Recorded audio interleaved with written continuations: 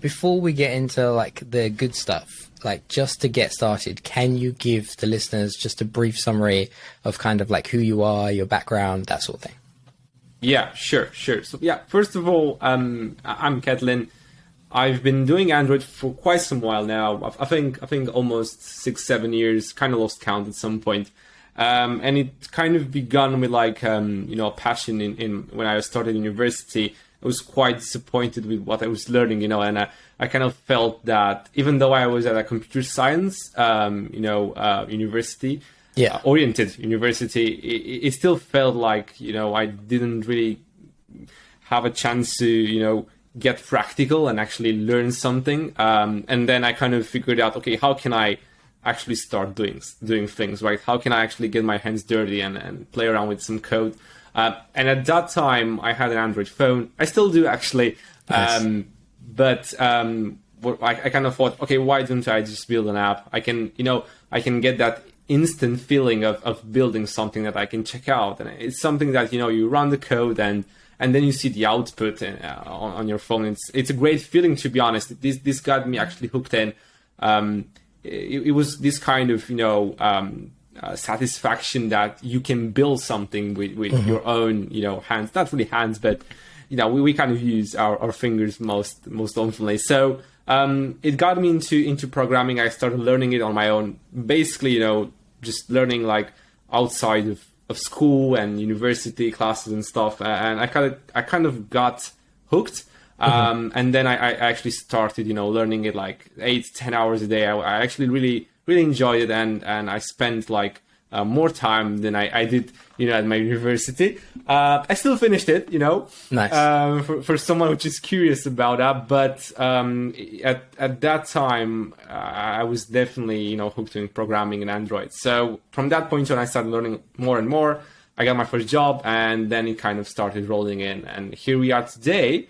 I won't really give you too many details. What's worth mentioning is I have a few Udemy courses. I'm trying desperately to keep them maintained. It's a very tedious task. It's very difficult. People ask that, and it kind of makes sense. And just to give you like in context, one of my courses is on Compose, a crash course. Yeah.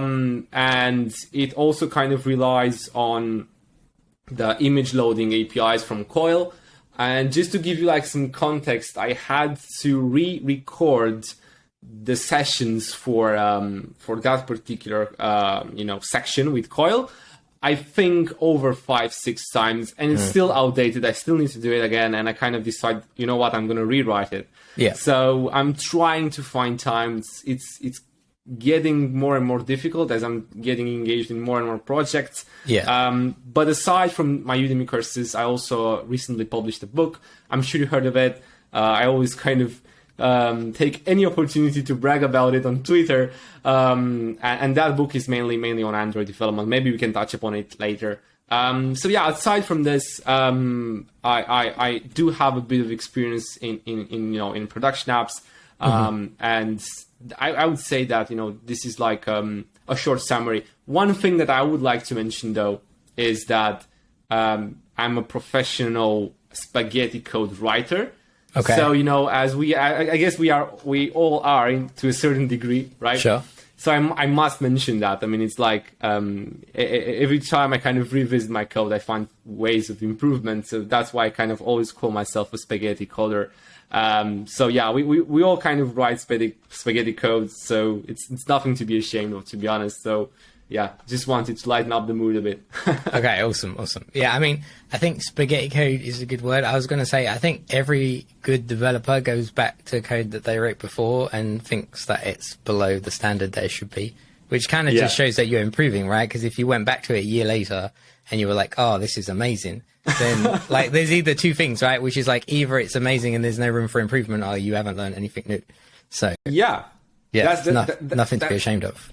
That's totally like a really good definition. You can compare it with like food, right? So if you leave some milk there, it's gonna age like milk, like in a few, milk ages in a few days, right? So if you kind of leave some food open and the next year go them and it's still good, then definitely something was wrong with that food. Yeah, right? it was probably food from McDonald's in that case, because apparently it never goes off, right? Exactly. Yeah, So same thing with the code, right? Same thing with the code. If you feel like your code is good, then probably something is wrong with you, man. I mean, you have to be like a genius or something. I mean, it's just really tough. Yeah, those are the two options. You are it either is good and you are a genius, or it's just, it's as good as you are and you need a little bit more improvement, probably. Yeah. But cool. All right. So I'm going to jump around a little bit because there's a bunch of stuff that I want to cover, and you mentioned a couple of things. So I want to jump onto the Udemy stuff first, which is primarily like what made you start doing Udemy courses? Because you said you have more than one, and kind of like, what's the reason that you do them? Because I know people do them for different reasons. So some people it's just for education. Some people is because it kind of looks cool to be able to say like, oh, I have a Udemy course. Some people use it to make money, but then I've also heard people say like they don't really make money from it. So like, what was your motivation behind doing that? Yeah, my motivation, as with everything, is I guess it's a double-edged sword. So on one side, you obviously want to give back a bit from what you've learned. I mean, in my case, everything that I learned that I know right now was learned online from people, and I actually never had a mentor that was actually there for me to tell me, hey, you stupid you stupid coder, you don't have to do it this way. There is like a simple way of, you can just keep learning those, they make no sense. There was nobody like that for me, so I kind of went the hard way. I learned everything that I was trying to everything that I would notice that made sense into my brain at that time. Obviously later down the road it didn't make sense. I kind of realized that I learned something that I already forgotten. They didn't really help me. So from one side, it's obviously, the thing that you want to give back. I mean, again, everything that I know is something that I've learned online. So I'm also trying to give back as much as I can. And at the same time, I'm also trying to, earn some money because, again, it's really important to be frank with yourself. When you're building a product, the measure of success for that product is the income that it generates. So when you kind of try to blend those things together, and at the end of the day, you also enjoy it, I guess you have a recipe for success. Obviously, you can go like, I don't care about money and stuff, but it's really important because, money actually drives you to build a good product, right? So you could just create free products that nobody gets them, nobody buys them, not really buys them, but nobody actually tries to sign up for them. And when you kind of think it from this perspective, what value can I add so that person, when that person purchases my products, actually that person gets some satisfaction, some value right back. And when you kind of shift the mentality like that, you also kind of try to build a good product. So as with everything, when you try to do your best, money will come. In my case, when I published my first course, it basically resulted in almost no money. So it was a failure at that time. I mean, I was trying to share some things. It didn't go well. By the time that I kind of went with my second try, was at that time Compose was really early. I mean, alpha early. People weren't really talking about it. I mean, it was like that kind of library that maybe you heard of it, but you're not just gonna just gonna learn it because it's just too soon. So at that time, I said, what? Why don't I try to create a course about it? I didn't know that much. Even now, I don't know that much. But it actually turned out to be a decent success. It provided me like maybe a year and a half with some decent income. So if anyone is listening and they want to kind of create the Udemy courses, I wouldn't say they should be discouraged by some people earning nothing, because I also did that. It's just you have to master the art of finding the right subject, something which is which people actually want to learn. And also even if it's new and there are other courses, other people teaching it, you shouldn't be discouraged, because when I initially published my course, there was another Udemy course. I think there were two, right? But they really had like low ratings. They were just things which were taught like from tutorials and stuff. So they weren't really consistent. So you also need to kind of try to make something a bit better, right? You have to kind of come with your own twist. But yeah, again, I did it for both. I also enjoyed it. I also enjoyed getting some passive income, which is not so passive. So if anyone is listening, is expecting for this income to be passive, it's never passive. You always have to update it.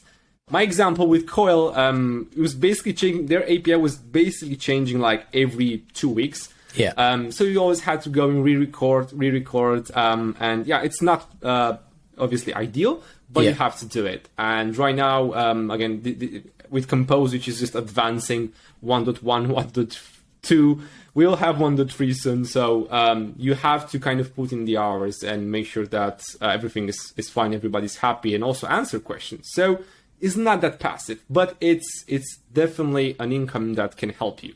You're not going to get rich. I actually never had the chance to talk with somebody that can wholeheartedly say that they got rich off Udemy courses. There are teachers which kind of do this full time, and they have like hundreds of thousands of students. Maybe it's the case for them. But if you're like a developer and trying to make some side income and you're passionate about teaching others, I think it's the greatest. I mean, it's one of the best entry points that you can actually take. Yeah, that totally makes sense. And I was going to say, let me just see if this turns back on. There we go. And I was going to say that in terms of the difference between the first course and like the course that you're saying did well, was that primarily subject matter, do you think, that made the difference? Or were there other things that you did in terms of like marketing and getting the word out and that kind of thing? I think in my case, it was solely due to the subject at hand, which was Compose. Because, like in the first few months, I wasn't getting that much traction. So I was like, okay, I flopped again, like my second course, which is not doing anything. But then it was like Google announced, the official beta release for Compose, and it kind of blew up right at that time. So that was like a very good reason. At that time, I didn't really have, a following or an audience that I could promote it to.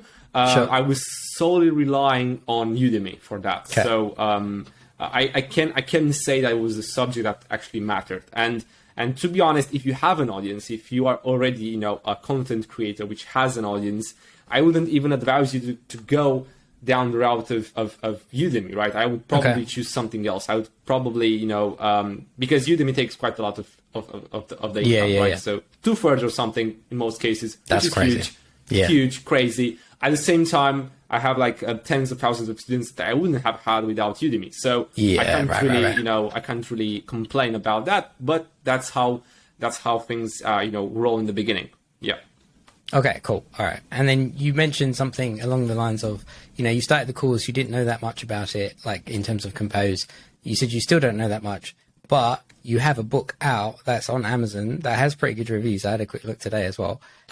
So you obviously know a decent amount about it. So same kind of vibe, like what made you start the book?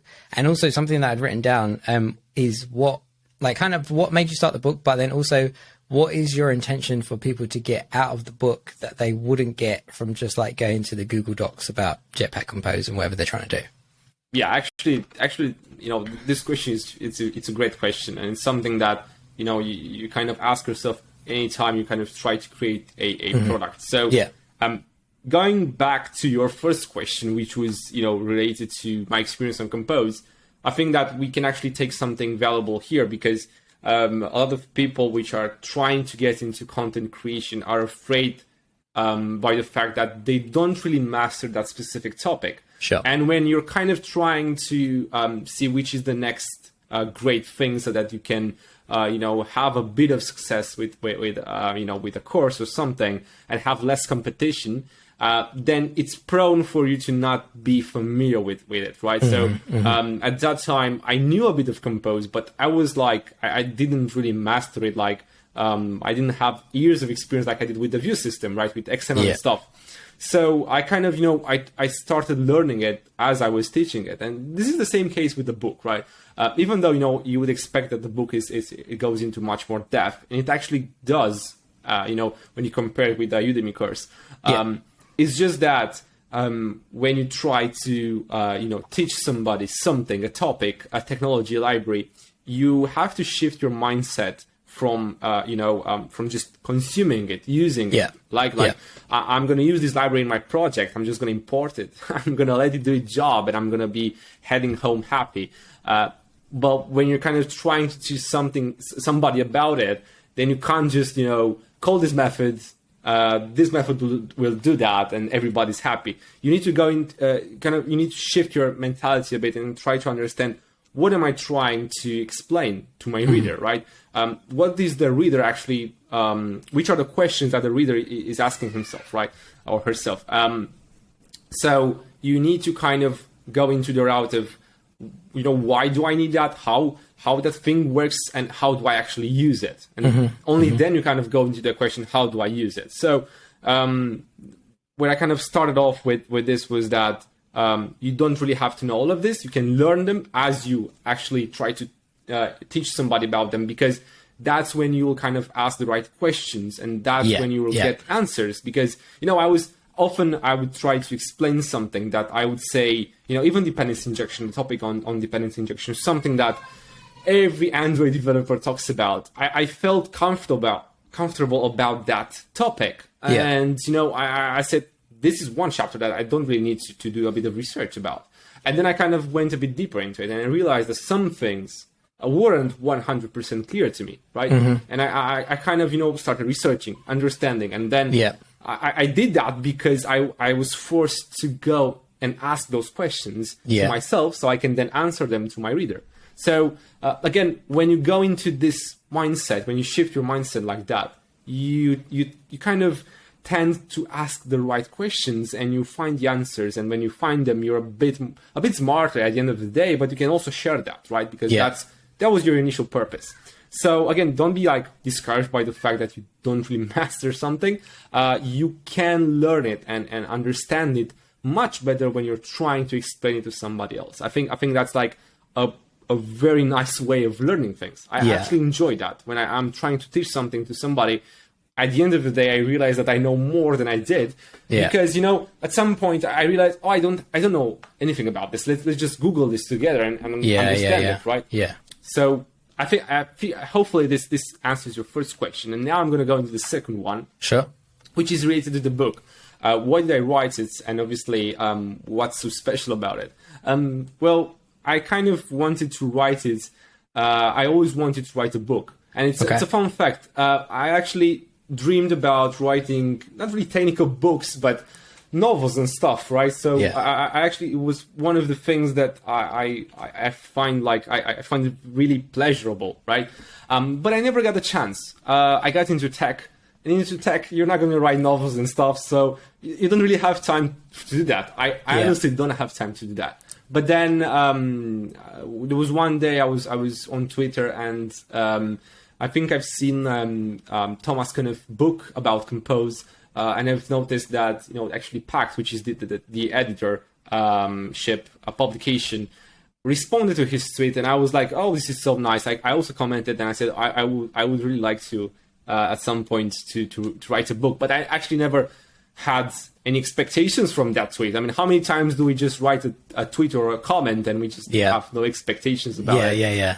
And later, like a few days later, I got contacted by them and they asked me if I wanted to write a book. And I was like, yeah, I mean, why not? I want to do that, right? In the sense that I would like to teach people what I know and what I actually learned in terms of, when you kind of learn everything by yourself, you're prone to making tons of mistakes.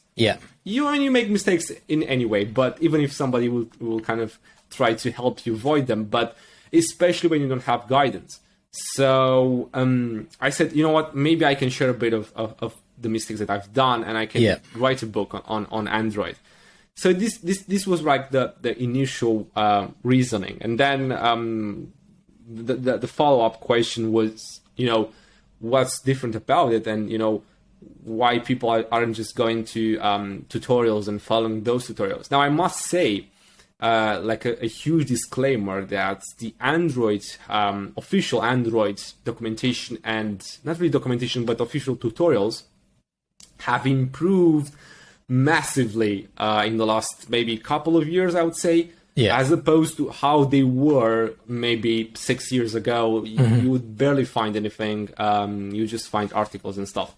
Right now, I would say that those tutorials are actually really, really helpful, and they're very well designed. So they improved that a lot.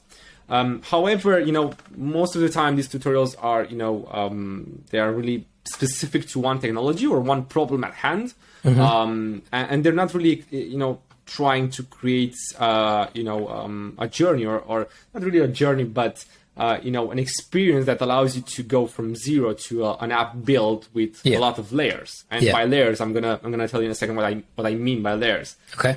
What I actually tried to accomplish with this book is to take a project from zero and then kind of build and add new things to it on every chapter. So, the book actually starts with a blank project in Compose. You start adding a list of stuff, you build a UI, and that's like a short intro to Compose. But then in the next chapter, you actually cover state and view model, right? The need for view model and stuff. And then on that project from chapter 1, you update it and you kind of, have to refactor it and understand a few things. And this kind of strategy goes all the way to chapter 10, almost the entire book. So what we actually tried to do was create an experience for the reader to start from scratch, and then on each chapter add a new technology, present a new problem, and then kind of try to understand what can I use so that I can fix this problem, right? How can I use, coroutines, for example, to make my life easier? Even though debatable coroutines are easy for simple stuff, very complex for more difficult concurrency stuff. But the thing is that, a lot of concepts and libraries are introduced within this book, gradually on an existing project. And then on every chapter, you have to refactor, to modify, you basically, start up with a spaghetti code project, and then you easily evolve into a stratified app, which uses MVVM, for the UI presentation pattern, and then a bit of clean architecture, not too much because people tend to go over the board with it. Just trying to understand, why do I need that? Why do I need, for example, use cases? Do I need them just because there's a very cool article online? But the book actually goes into the idea that if you have, for example, business logic and it's reused throughout your app, you might want to extract it, and you don't want it to be maybe in the view model because that's your master presenter, right? So the core thing that we try to do is basically, understand why each library is needed, what problem it solves, and how it does that. And moreover, we actually try to go a bit into the internals of things, right? How, for example, the view model works. How is the view model lifecycle aware, or how is live data lifecycle aware? So we kind of try to also go a bit into the details, because I actually understood that that's very important. It's really interesting when you use a library to understand why you're using it. And the book kind of tries to create this experience, right? So again, you can take tutorials that will help you, but most of the time, these kind of tutorials are, they're very precise and they're corresponding to one thing. However, the book goes into, compose, view model, retrofit, coroutines, healed for dependency injection, covers presentation patterns, and covers room for persistence, and concepts like, single source of truth. A lot of interesting stuff. I even went into the part for the view model to understand what is system initiated process def and how you can recover with it with the new APIs, the save state handle, thing which is rarely mentioned, and you probably see Gabor Varady mentioning this all the time. A lot of times, which is I'm actually really grateful, because I wasn't that aware about that problem until I actually stumbled upon his writing. So I tried to also cover gotchas and stuff like that. But even as far as as I mentioned, clean architecture, but I went as far as understanding a bit how to unit test your logic, your core logic, how you can UI test a bit of some compose screens and stuff.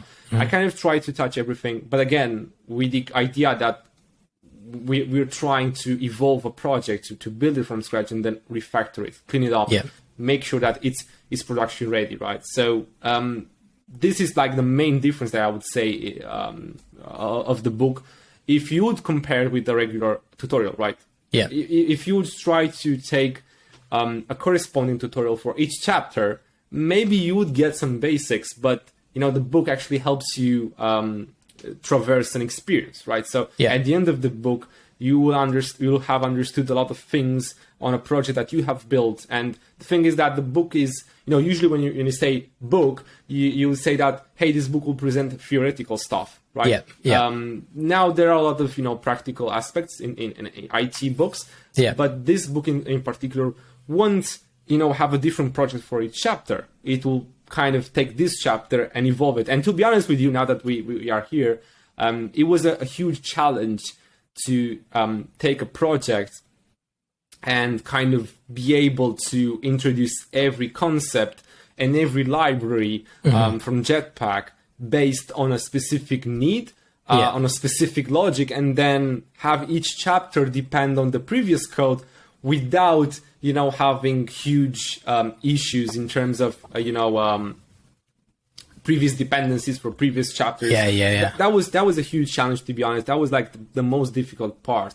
Yeah. Because, every chapter is dependent on the code from the previous chapter. But at the same time, you want to allow the user, the reader, I'm sorry, to also understand some stuff without having to code the previous chapter. So it was a challenge, but at the end of the day, I would say that it's a practical, condensed experience, which is different from tutorials, which only teach one thing, often without context or often without explaining to you why do you need that. Yeah.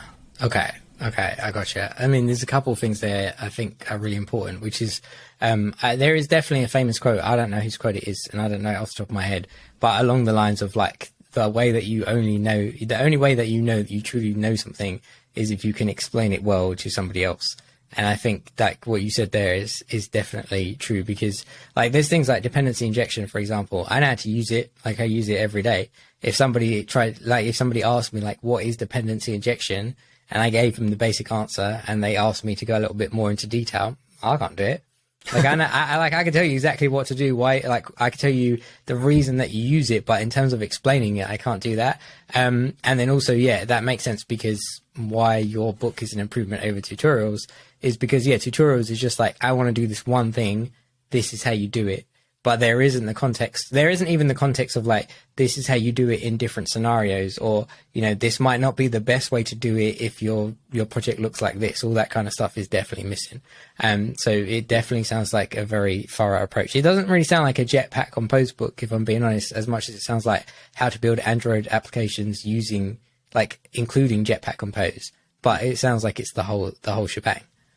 Yeah, actually, the book, in the title, we didn't really want to, brag too much about Compose. We just went with a general Jetpack libraries approach. Nice, yeah. But the interesting part, and I think a lot of people are actually interested in this, is that the book has the UI layer built with Compose, because there were other books, to be honest, trying to cover these topics, but none of them actually had a chance to build an app which has the UI layer on Compose. And obviously that doesn't mean too much. I mean, some things don't really matter if you're using the view system or Compose, but there are some specific things, like the view model could be if you have a full 100% app in Compose, you'll probably not need Stateflow, for example. You'll probably just resume with a regular Compose runtime state object, right? Mutable state object. So you might not even need it, and stuff like that. And the thing is, for example, even pagination is influenced by the UI layer, because the UI layer actually drives. I also cover pagination. Yeah, I don't think I mentioned that, but what I'm trying to say is that the UI layer drives how pagination works in terms of the API is not really how it works, but if in the view system you'd have views propagating the fact that you have reached the bottom of the list, then in Compose things are a bit different. But going back a bit to what you mentioned, because it was really interesting regarding to how to explain things, I think that how I remember that code was very similar, slightly different in the sense that if it was something like, if the measure of you knowing something very well is how simply you can put or explain it, right? So if you can explain it simply in a very concise and for somebody which is probably not an expert, right? Then it basically means that you know quite a bit about that topic. But if your explanation is awfully complicated, then probably you need to kind of find a better way of simplifying that. And obviously, I would probably make one exception, which is coroutines, because those coroutines are just impossible to explain in a simple manner. Generally, I think that code is very, very interesting. Thanks for bringing it up. Yeah, no worries. Yeah, no, I've heard a couple people talk about it, and I always think it's really interesting because it's always like, especially if I talk to people that aren't technical and they'll ask me something, like, what did you do today or whatever it happens to be, and outside the very first sentence of like, I'm doing this, or if someone watches me code, I've had that before as well, where like someone's watching you and they're like, okay, why do you do this? And like my answer would be, that's because that's what you do, but that's not the answer. I'm not explaining anything to you. I know it's right. I can tell you 100% this is how you do it, but the reason why is like I don't know it back to front enough to be able to explain it. So I think that's definitely an important skill to definitely like be able to master stuff. But I want to shift along a little bit. So I have written down on my notes, all I wrote down is Android interviews. I didn't write a question. But I feel like I messaged you about it when we were speaking a couple of weeks ago. So what is it? I feel like me and you share similar views on the interview process, let's say. So I don't know if you want to riff on that a little bit. I should have worded the question much better, but I haven't, so I apologize. No, it's fine. It's fine. I think we'll find the subject really interesting because at my previous company, I kind of had a chance of interviewing a lot of people. Okay. We were oftenly, increasing and kind of building new teams or, scaling our team, or people who just, switch jobs and stuff happens. Yeah. And I kind of had the chance, I would say an opportunity to kind of interview a lot of candidates because I kind of got to understand, how other people are doing stuff. So obviously you can check that out on Twitter and stuff, but at a technical interview you kind of get a chance to discuss and understand other perspectives, and it's very, very important to have this chance because otherwise you're basically living in your own bubble. Maybe reading a few articles and stuff, but when you kind of get a chance to discuss with a variety of technical engineers on Android or any topic at hand, to be honest, but you get a chance of understanding how they are building stuff. And most of the time when I interviewed a lot of people, what stood out for me was, I'm going to start with the negative, but what stood out for me was the lack of understanding how things work behind the scenes. I would obviously not go into questions, what's the native memory module and how does that work, or the heap and stuff. So I wouldn't really go that much into depth. But this is mostly along the lines that you mentioned already, right? So when you're trying to explain something that you're using and you're trying to see, okay, why or how does this actually work? And my surprise was that a lot of people were using view model, which is totally fine. I'm also using it. And just to kind of clarify this for anyone listening to us, I mean the Android architecture component view model. So the Jetpack view model. So a lot of people were using Jetpack view model or live data. However, when I would just ask them, okay, but how does this work? In a sense of why are you using this view model? What's the actual benefit that it brings to you? I mean, I kind of ended up being surprised with a lot of answers like, because that's how it's recommended, or because I've seen it used in a lot of places, and nobody would, I mean, not really nobody, there were a lot of engineers that had this answer, but at the same time, there was a surprisingly high number of engineers which didn't, which would have this kind of generic answers like, because that's the way, or, because that's how Google recommends it. I mean, I'm obviously a fan of Google. I usually support their technologies and libraries more than other engineers try to fight with them. However, that doesn't mean that if Google publishes something, I'm going to automatically be, totally excited about it and say, this probably because it's Google is very good. So you always have to kind of go with your own thinking and understand it. And one thing which again stood out was asking people about live data, right? They were just, observing inside their fragments,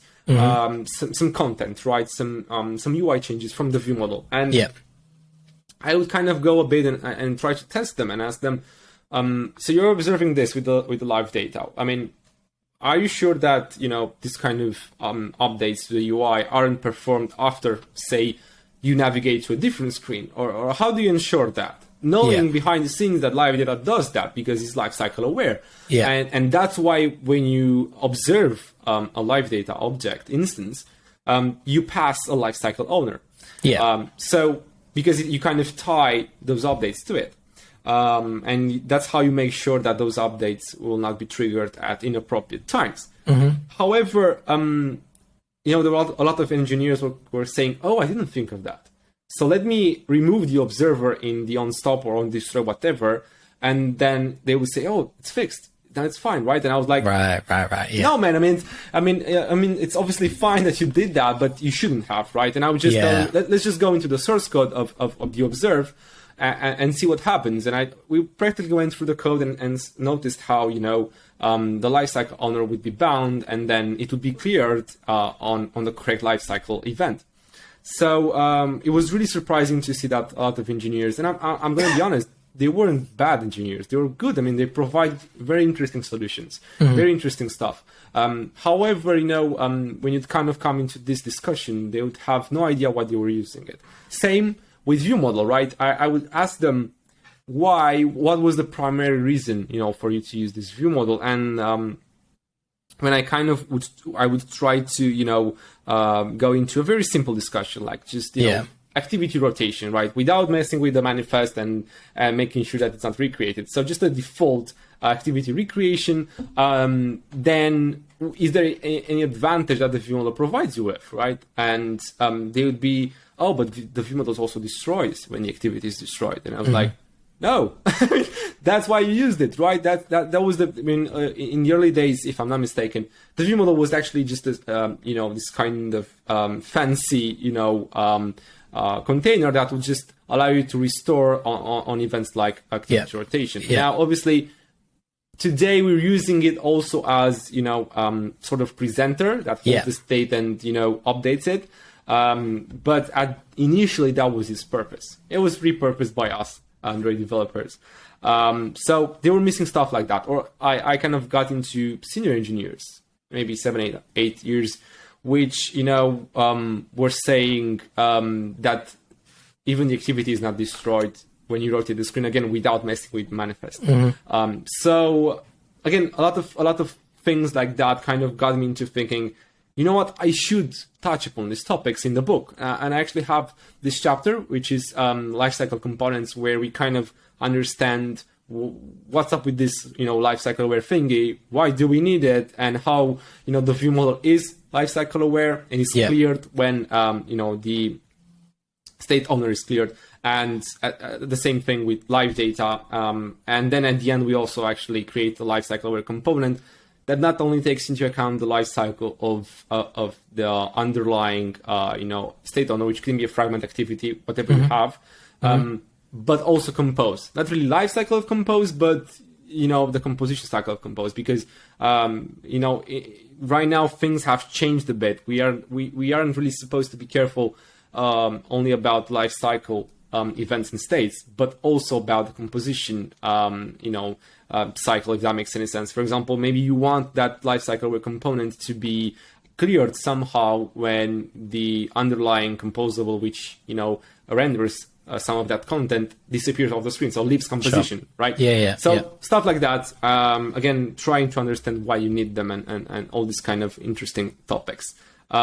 This kind of idea that, after seeing that a lot of very smart developers, which I actually enjoy talking to, didn't really have these kind of basic things. Like, when you're a junior, you're asked about lifecycle and stuff. So, again, not really trying to bash or anything their beliefs and concepts. But for example, we had senior engineers which wanted to use not RX bus. There is that pattern which basically has a singleton object where on which you kind of observe the results, and anyone, because it's static, anyone can send an event. I think it's something like the bus event, bus pattern, whatever. I know what you're talking about. I'm having a total meltdown right now. My brain Again, trying to discuss with them, why do you want that? Because actually I had a really fun encounter with a candidate which was saying, oh, you're using repositories and stuff. I'm using this kind of pattern with the boss, event boss. Got it. And I really want to use that. And then I get, okay, interesting. Let's discuss about it. Why do you use that? And he was like, oh, because it's very easy to push events from everywhere within the app. Yeah. And I was like, that's indeed convenient. You can, with a static thing, you can, send events from everywhere, and anyone which is interested can observe them. However, I was like, let's also discuss about the cons and the trade-offs of that, because when you have, really no control on who actually sends those events, you will get to some point where the app will evolve. People will start adding features and stuff. And you'll get to some point where so many events are sent from so many places that it will get out of hand, and debugging it will become a nightmare. Just because anyone will send an event from anywhere at any time. So that's to be honest, in my perspective, a debugging nightmare.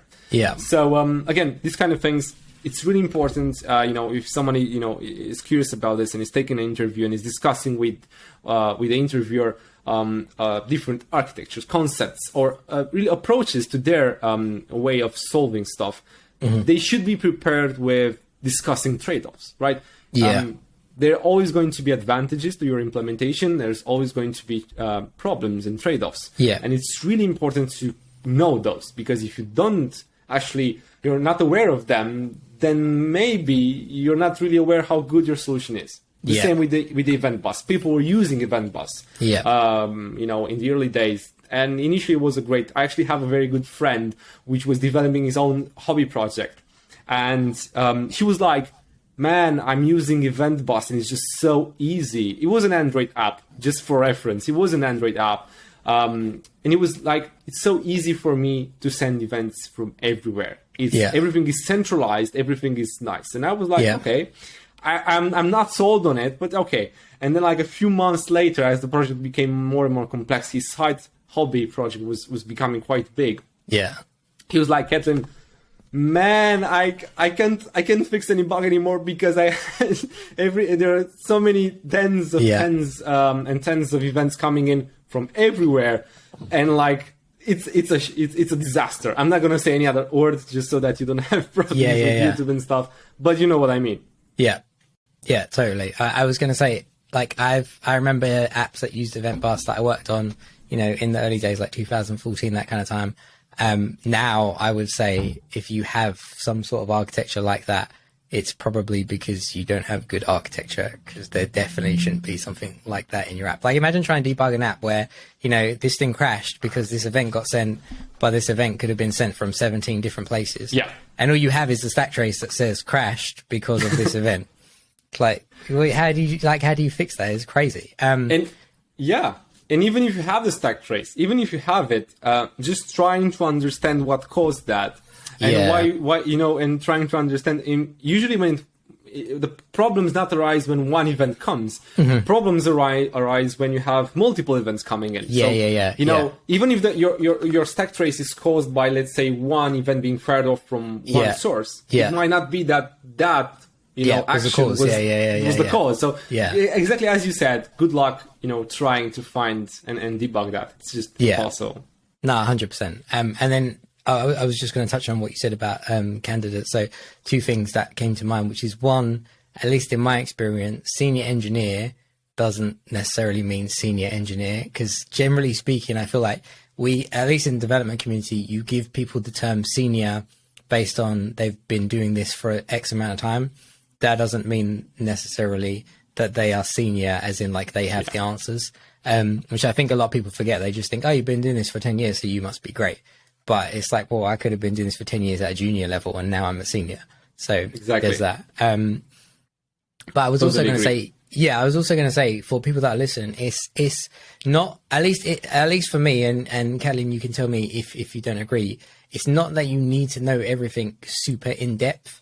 Like, for my example, right? So it's like, if somebody asked me, like, how do you use Dagger, or why do you use Dagger, I could give them an answer. about dependency injection and kind of like why it's a good idea and all that kind of stuff. And if somebody asks me to go a bit more in detail and they're like, all right, behind the hood, how does Dagger work? Mate, I have no idea. Right. And there's going to be candidates that you get that will know the answer for that. But my thing is more, do you understand why you're doing what you're doing? So like to the MVVM example, I've had so many people, we go on projects, a few new candidates come in and they're like, oh, we want to change the architecture of this app to MVVM. Why? Because that's how Google says to do it. That's not a reason. That's because you like a lot of the times as well, I think people think that the new thing is an improvement over the old thing and it will give you benefits, like it will make your app faster, but that's not the case. Like it's a different way of doing things. And like I've been doing projects, all the projects I've done for probably the past 5 years have been MVVM. And then the last project where we had to refactor the whole thing, and we knew that we were going to be getting a bunch of junior devs on board to this project, we decided to go with MVP for the architecture, right?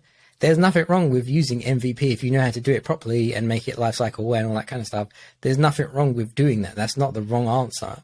So I think like if people don't understand why they're doing what they're doing, that's definitely the missing part. Like you can't go to an interview and be like, I do this because Google told me to do it. That just does not fly.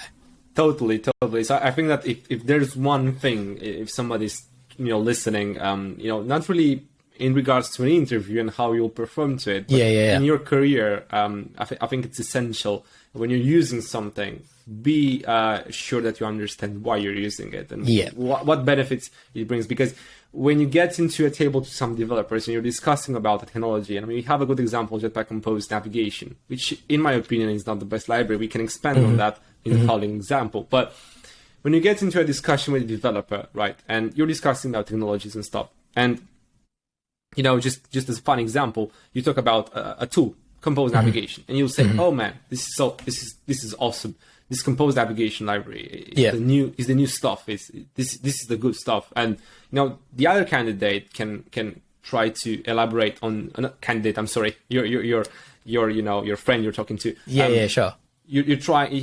Maybe that friend is going to go into details about why it's good and why it's bad, and from that point on, you're left out of the conversation. And this is just like the maybe not the best example, but I think it's essential from this discussion that we had that you need to understand why you're using something. I mean, maybe you just learned it, and it's fine to not understand everything from day one. But at some point, you need to revisit and understand why you're using it. I think it's essential because otherwise you're using tools just for the sake of it. You're not using tools to help you in your project. The same thing with architecture. You need to adapt it to your needs. You could use MVP today in a correct manner and be as efficient as MVVM. For example, I've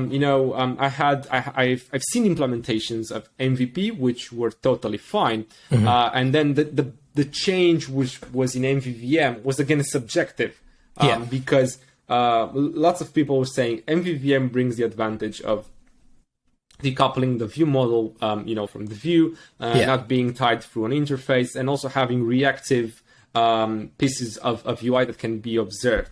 Now, obviously, at its core, nobody says that MVP can't have those, right? At the end of the day, if you ask me, MVVM is just MVP, maybe with reactive UI state, with that. But again, people could have used that.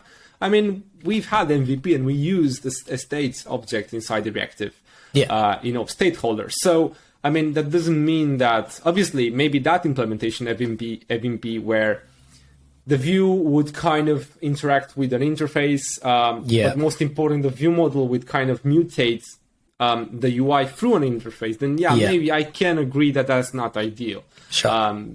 Because, it kind of ignores this kind of huge benefit of reactive or observable pattern that we have with RX Java, live data, whatever you want to mention. So again, it's really important to understand why you're using it, and you're not going to migrate to MVVM. I'm sorry, as you mentioned, just because MVVM is the new thing. The same with other stuff. So you need to understand which are the benefits and which are the trade-offs. And just to sum this up, I mentioned Compose Navigation, which, to be honest, on my Udemy course, I had to go into other topics, like navigation and other libraries, curtains and stuff, simply because, people were just asking them, asking to learn about them, even though, again, the scope of the course was composed. But it was interesting to see how these things blend, even though, maybe retrofit has nothing to do with the UI layer. Again, on one side, I had students complaining about me teaching them and other students complaining about not teaching them. So another takeaway, if you're going into this direction, just as a small tip, don't really take to your heart things like that. Just some things you're not going to be able to please everyone. So something that probably a lot of people are saying, but I'm just going to reiterate it. Going back to my example with composed navigation, if there is one library within my Udemy course that students complain about, I not really complain, but I find a lot of weird issues, is composed navigation. And I think a lot of developers that have been using it are echoing this sentiment. Unfortunately, defining your Android app routes as URIs, like a web app, is just not going to make sense for me. I mean, I try to teach it. People are using it. Even at work, we're using it, but it's not ideal. So for small apps, maybe it's fine, but I've had so many issues. Just trying to navigate to a simple scenario, navigating to a detail screen, and if you pass, you have slash and then the ID of that, because that's the you have, for example, list of restaurants, and then you have the main route, the start path, restaurants, and then you want to go to restaurant details, and then you have restaurants dash, and then you need some sort of identifier for that restaurant to get its details, right? And if at runtime the backend will return something funny for that ID, your app might even crash. And I have a good example for that. At some point, just out of human error, there was a navigation to a detail screen, and the ID was received from the server to be an HTTP link.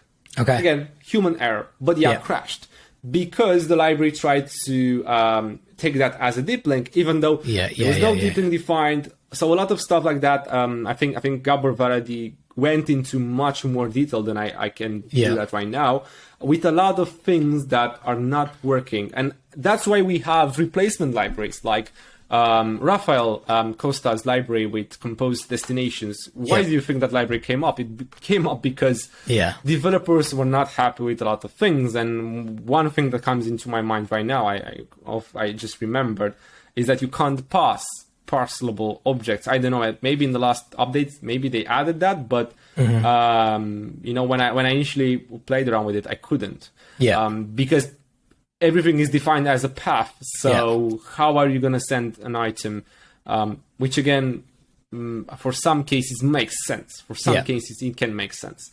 So stuff like that. I think it's really important to be able to kind of at least understand that there are trade-offs to everything. Every library. Yeah, no, totally agree. And that also proves the point that because, Google or Apple, whoever it is, told me to do it is not the right answer, because a lot of the time it's not even ready. Like a lot of stuff that gets promoted now as, this is the next best thing, is not ready for production. Like you can't do that. Like people are creating libraries to fix bugs in new libraries. Like that's when you know that that's not always the right answer. Cool. Yeah. So I've just got a couple questions left, and then I'm happy to wrap. And then if there's anything else that you want to talk about, we can get into that. But one question that I have, which is something that I like to ask everybody, I don't think I sent you this. So if you haven't listened to the podcast, you'll have to come up with an answer on the fly. But I'm interested to know. So the question is, what do you think separates an okay developer from a great developer? Oh, this is a very tough question, to be honest. It's a very tough one, and a complex question because, actually, I think now that you mention, I think I created a tweet about this, asking people, trying to understand how they define a good developer, right? Yeah.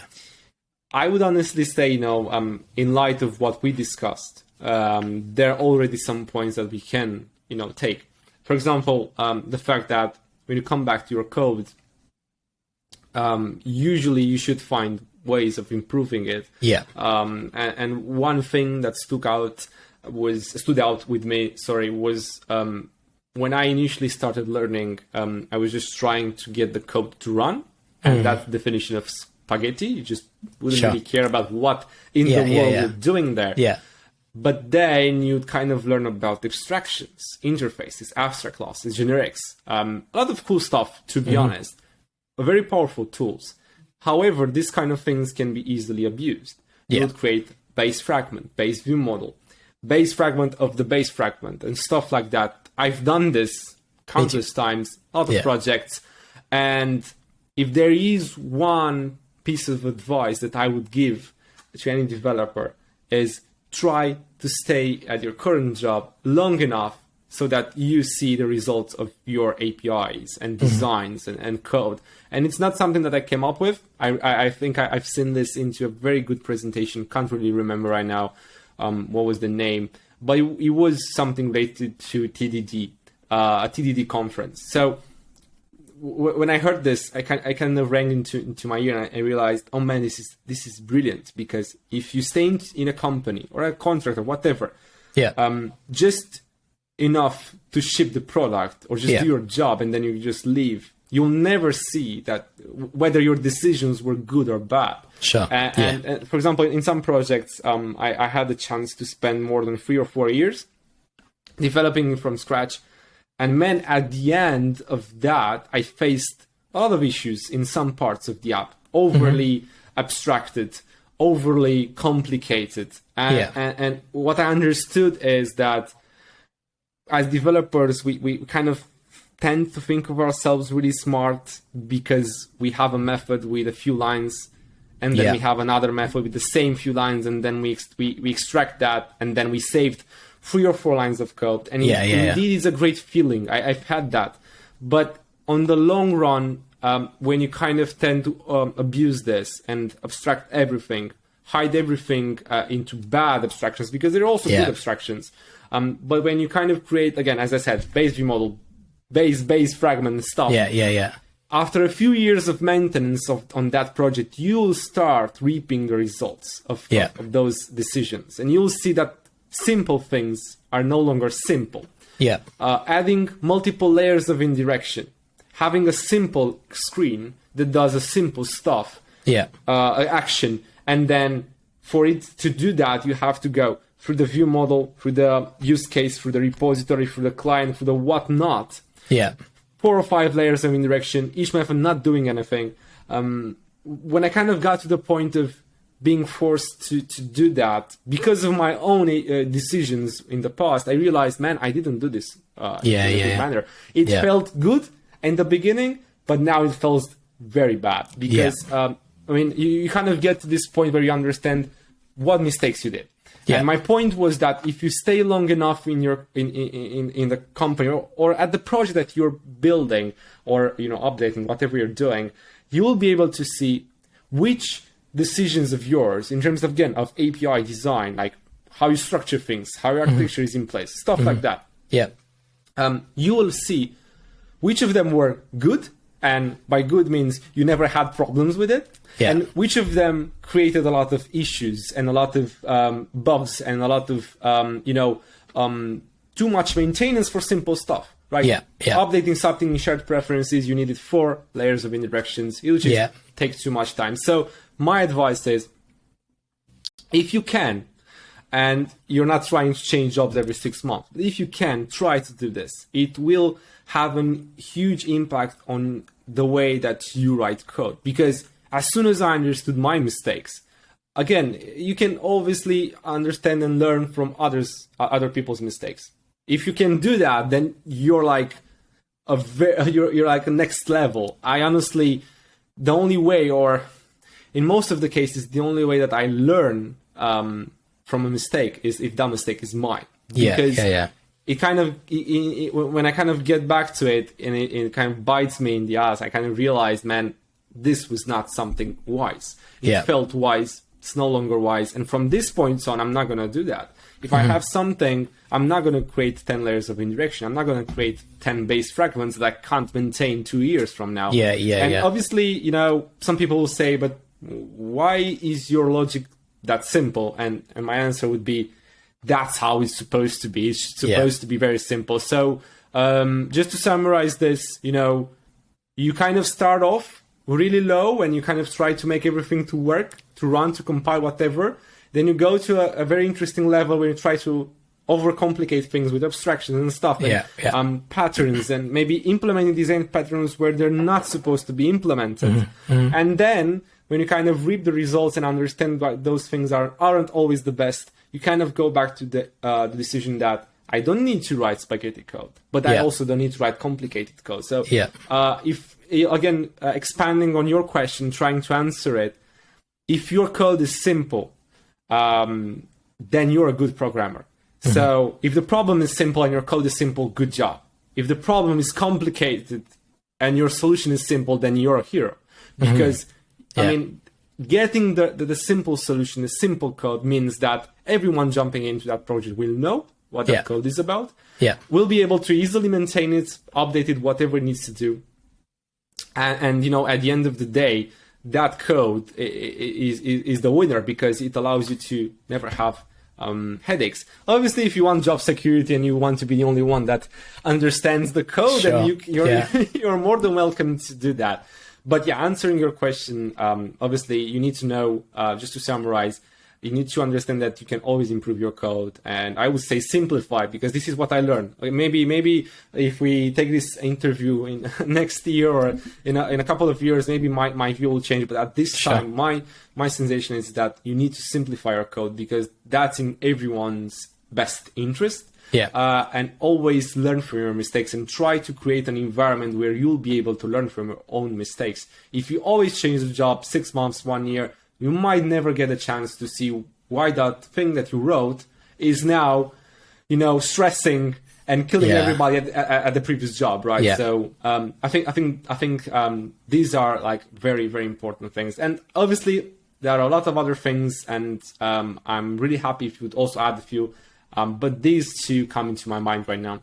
Okay, sweet. That's a good answer. And I was going to say, for people that are listening that they might have their own projects and stuff like that, another really good test to see if your code is up to scratch is just don't look at it for 2 months and then come back to it. And then when you don't understand what you did anymore, then you knew that you didn't make good decisions. And if you understand, then you probably make good decisions. So that's also a good test. Exactly. I always find that with my own apps is I don't update them for a year. And then when I come back, I'm like, I don't even understand how this works. Like, it's like playing Jenga. I don't know what's going to break now. So I don't even understand what it does, right? Yeah, exactly. Yeah. And like my users like it. I don't even know what it does, but it's fun. That's brilliant. Awesome. Brilliant, all right, cool. So final question. Where can people find you online? What's your Twitter handle? All the stuff you got going on, the book, all that good stuff. Yeah, well, to be honest, if I would be encouraging people to reach out to me, it would be on Twitter. I am mostly active there. In the last maybe a couple of months, I've been less active, having a bit of issues with time and also some personal issues. But I think the best place to find me is on Twitter. My handle is Catalin. Ghita 4, probably very difficult for somebody to it will be in the show notes, don't worry. And again, as a reminder, if you're trying to get a bit into the community, I'm going to tell you that Twitter will help you, and I'm not telling you to use Twitter just to watch silly stuff. I'm telling you to be on Twitter for the other developers. The Android community is still not big as the web community is, and I don't know, stuff like blockchain and others. But since I joined Twitter, I can honestly say that it changed my view and it helped me a lot, because it got me into contact. Talking about interviews. It did something similar. It got me into contact with other developers, and I was able to see how other developers were doing stuff. And I understood that maybe initially I was resistant to some opinions, but then with time, those other opinions, those different approaches matured, and I kind of realized, man, those guys were up to something. They're actually right, and what I was doing, I was wrong, and probably there's a better way. So you basically can get very easily in touch with, if you have a problem with every developer from Google Dev just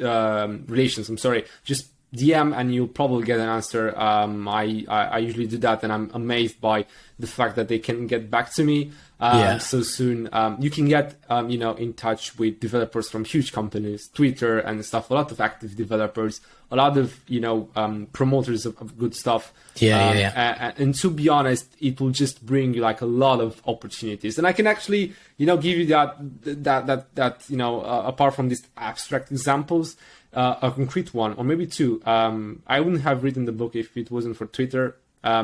I wouldn't probably have reached to Pact on my own or to any other book.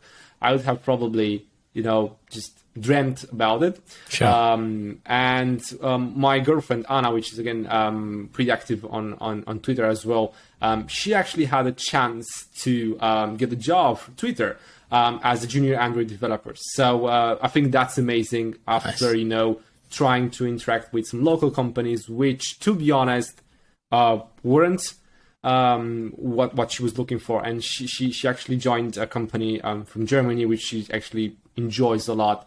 And again, that's just the benefit of being on Twitter, sharing what you know, trying to understand from others. And a lot of people have this kind of preconceived idea about Twitter, and it's understandable why, because a lot of people talk a lot of rubbish. But if you kind of try to filter that and actually, talk to technical people, you'd be amazed to what things you can actually talk to and people. It's amazing, to be honest. It's something that I would advise anyone to do. Nice. Okay, cool. And I was going to say, you're not the first person that said that to me either. So people that listen, I'm not super active on Twitter. I scroll it occasionally, and occasionally I still find stuff that's really interesting.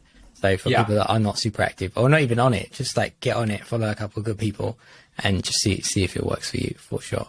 Totally. Cool. All right. That's a wrap from me. Is there anything that you wanted to talk about that I didn't ask? I think there would be, just one thing that I would like us to touch upon, because I remember you mentioned about it on Twitter. It was about Compose. A lot of people are talking about Compose right now. It's the hottest thing, right?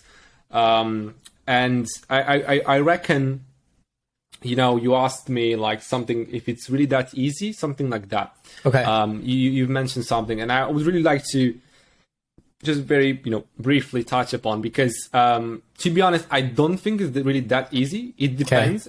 As with everything, to be honest, everything, there's that joke with, you can answer any questions with "it depends," and you're going to be right.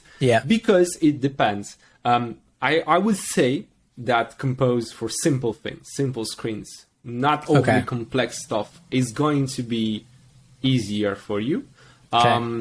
It's true that the mental model is a bit different. We're expected to place things into Kotlin functions, and most of the time be executed only when we expect them to be executed. If you do that into a Compose, you're going to have a surprise. So there are a lot of things like, not having this kind of imperative model where you would kind of set the state. You would have a declarative, shift and model. Again, as a small thing, you could have done that with XML as well, but it would have been a bit more complicated. Maybe you would went into the part of data binding, but at this moment, it would get messy in XML for sure. Yes, you would get messy. And I would say, why do I need XML and data binding when now I can do this with Compose? So again, for simple things, just rendering a list. I know this example is overused, given by everybody, but I'm just going to give it again. It's just much easier, less boilerplate code to the right. And I even heard arguments that you can simplify this with views by in XML by just using some libraries. But to be honest, the question remains, why do you need a library just to show a list, man? I don't want to use a library just to show a list. Even if it simplifies my life, if we go into the topics of libraries, as I said, I usually just want to use the bare minimum. Me too. And when I do that, I have to ask myself very well, do I need that? As we kind of talked about. So I'm very careful with libraries and stuff. So if I need the library to display a list, then something is off. In my opinion, could be wrong. But again, in Compose, simple stuff are easy to achieve, easy to build. And even for somebody which is just starting out, I would say that it could be easier. It really depends on how you kind of are used to doing things. But if you're like a fresh starter and you haven't used XML, you're not used with the imperative stuff, then maybe it could be easier, because I actually learned React Native and also some Flutter.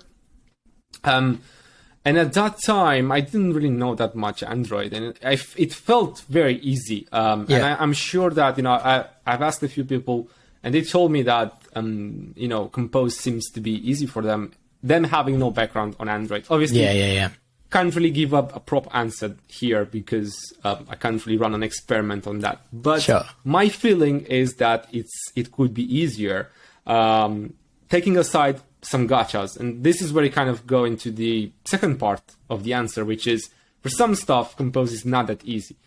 There are a lot of changes, side effects, APIs. The thing that we mentioned, you can't just place a method call in your composable and expect it to run once and everybody be happy with it. That composable is just going to recompose, and your code is going to be executed more times than you wanted, and you're going to go into weird stuff.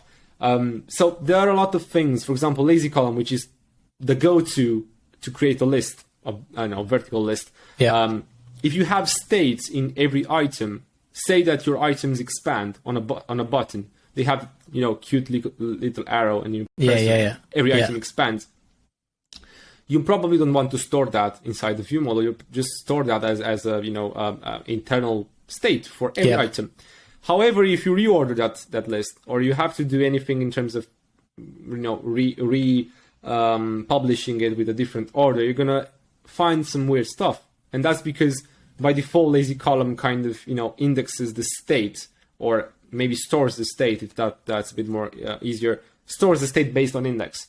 The internal state, I mean. So if your fifth element would be expanded, its internal state would say, I'm expanded. But then when you reorder the list, say that an update comes from the server, the fifth element becomes the sixth, then you'll see that you would expect that the sixth element is now the one expanded, but in reality it's the other way around, because the state was preserved by lazy column. Lazy column didn't know about that. So you need to know about things like key parameters, right? That allow you to, allow lazy column to understand how to, preserve state across recompositions, not really recompositions, but reordering in this particular case. So there are a lot of, things, and recomposition is not straightforward to understand. Documents say that as long as the same input is given to a composable, that composable will not be composed. Well, I beg to differ. That composable will still recompose in some scenarios, even if the input is the same, even if the input has the same memory reference. And actually, I created a presentation for at some point, never got to publish it, but it was an article based on this, and you would basically be able to recreate a scenario, right, where you would pass the same data to a composable, but because of some other composables being recomposed, again, your composable would still be recomposed. And you'd have to fix this with things like immutable annotation or stable annotation. So there are a lot of things and that you're not really used to, right? And you need to watch out for them, and you're gonna end up with some weird stuff. So again, some things may not be that straightforward, and for complex things, I found Compose to be quite difficult, because some APIs are not really that mature. You won't find as many resources for Compose as you will find for XML. And a lot of times when we had something very specific to implement, and we found something done on views, we had to just use the Android view inside the composable hierarchy and just go from there, because Compose is not there yet. It will be. And again, there's this argument that Compose is really not ready for production. I would say that this is partially true. However, I'm sure that initially, when the view system was at its initial releases, it was the same. So it's a new tool. I'm expecting it to not be 100%. I'm expecting it not to be ideal. But at the same time, you have interoperability. Right, so you're not really forced into doing everything with Compose, right? Just if you when we don't have control or where we find some weird bugs, we're just using views, and at some point they will be fixed. and you can just use composables and views as you want, interchangeable, right? So I would say that, yeah, maybe we're not really there yet, but, it's what's it to be expected? It's quite early, right? We are Compose 1 to 2 stable. So we're still soon. It's to be expected for it to not be perfect, but I would honestly say that it's worth the trouble of playing around with it, having parts of the app migrated if you want. And if you migrate, one last thing, and I think this is what Gabor mentioned, you're going to migrate probably in a project that has navigation between fragments, and you have a navigation framework library, whatever it can be, navigation component, it can be whatever you're using. You should probably just add composables inside the fragment instead of replacing fragments with composables directly, because it allows you to it allows you to kind of keep your navigation library. Everything in terms of arguments and safe args, which aren't that safe at all on Navigation Compose. You can get to keep them.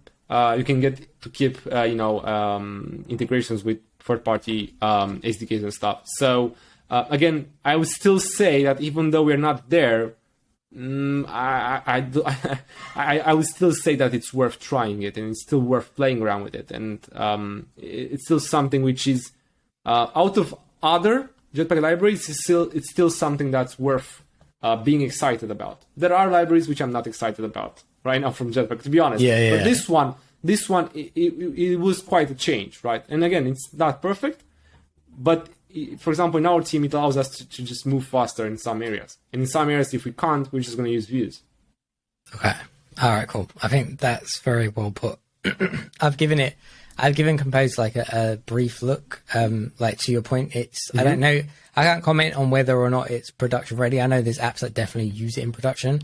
But I can comment that at least for the work that I do for companies, they're not interested to make the switch yet because it's still pretty junior is not the right word, but it's very early in the game to make that switch and then have to make changes later. So yeah, I would agree. If you're going to go the route of like migrating some stuff, you want to migrate it in a way that causes the least disruption to everything else. But yeah, I would definitely say it's worth a try. And obviously, if people are interested in learning it, then there'll be a link to your book on Amazon. So if they want to go and check it out, then they're very welcome to go and do so. Awesome. Cool. All right, cool. I think that's a good place to leave it. I'm going to hit stop. End call is not the one I want. Stop.